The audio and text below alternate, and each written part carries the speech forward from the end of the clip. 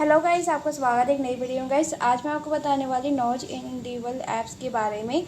इसका मतलब होता है कि यहाँ पे आपने ये देखा होगा हाइड नॉच। इसका मतलब होता है कि ऐप जो नॉच है वो हाइड हो जाता है। इस प्रकार से देख पा रहे हो ऊपर का स्क्रीन, एंड इस पर क्लिक करते हैं अनहाइड हो जाता है। तो ये ऐसी एक प्रकार की ये भी सेटिंग है।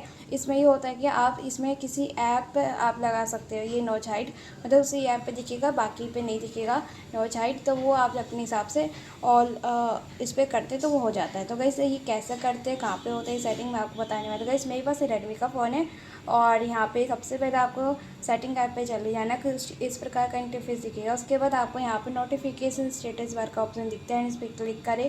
फिर ऐसे स्क्रॉल करना है, फिर इस पर क्लिक कर देना है और यहाँ पे किसी भी ऐप का उस पर क्लिक करना है। फॉर एग्जाम्पल क्लॉक, एंड इस पर क्लिक करना है, ऑलवेज नॉच, एंड इस पर क्लिक कर देना है, इस पर नॉच शो होगा। तो इस तरीके से आप भी ये सेटिंग यूज़ कर सकते हैं।